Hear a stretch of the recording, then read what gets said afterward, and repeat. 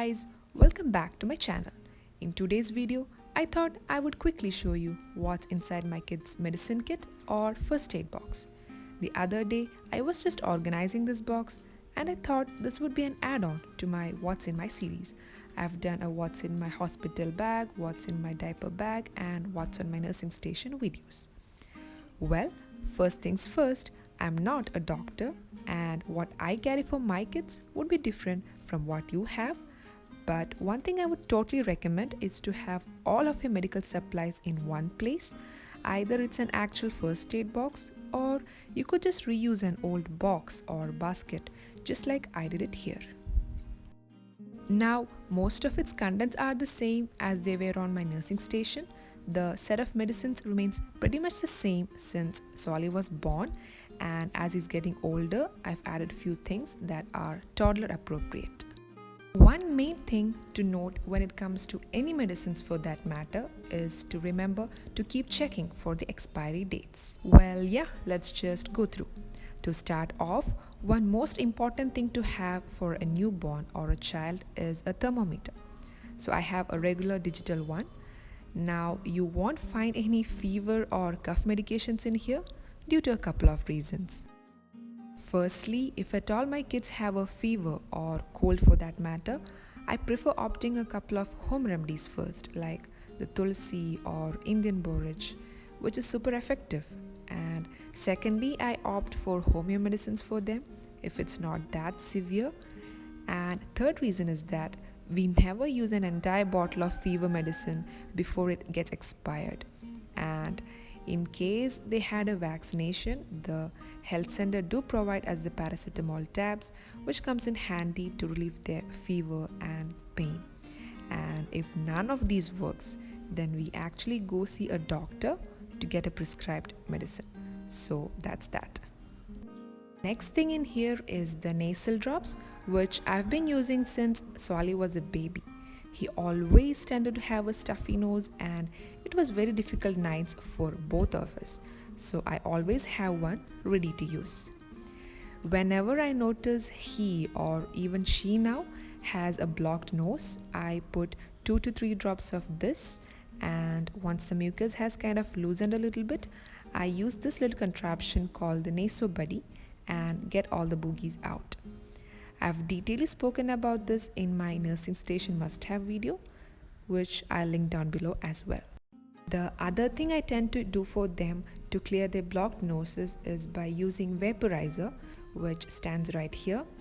For Solly, I do place a cotton ball here dipped with some axe oil and it works great. Axe oil has got this soothing and calming, a therapeutic effect. Now, in order to dispense any medications, I use syringes and droppers of different sizes. There's this thing called Pacidose, which I found on Amazon.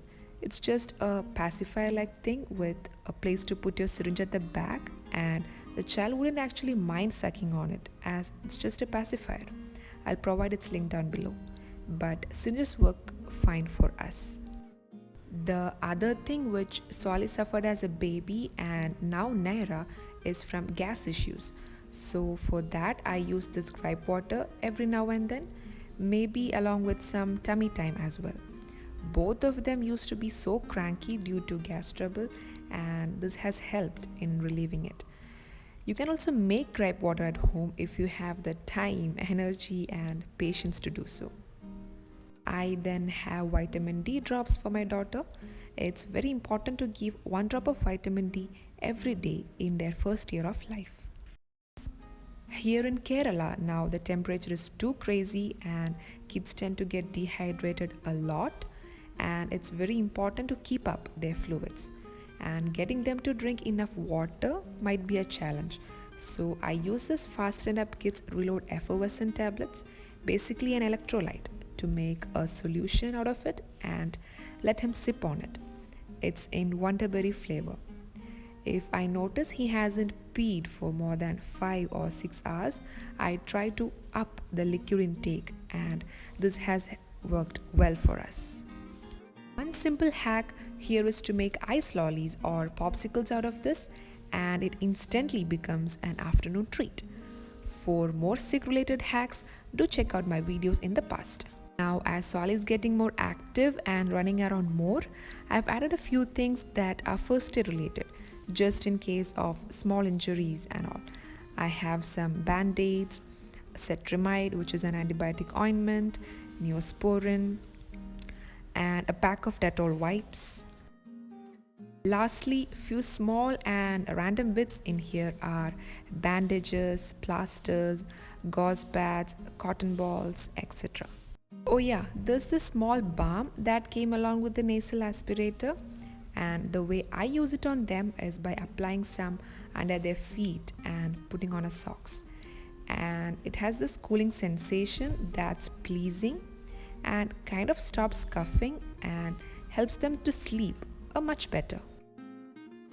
Now hold on, the reason why this works is by creating menthol vapors that feel cooling to the nasal passage when they inhale them, which tricks their brain into thinking that they are breathing more easily, and it does not actually relieves congestion or coughing. It's just that the brain thinks it does, and we mothers can stay sane. Lastly, I have our nail clippers and a pair of scissors hidden away from Swali. So yeah, this is what we have in our medicine/first aid box, and this has been fairly consistent since my eldest son was a newborn, and as he's getting older, as they both are getting older, we are adding few more things in it. Well, I hope this gave you an overall idea on what all to have ready for our kids just in case. And as I said, there isn't any prescribed medicines in here. These are just the general and basic stuffs you could reach out for. Alright then, thanks for watching. See you in my next one. Bye bye.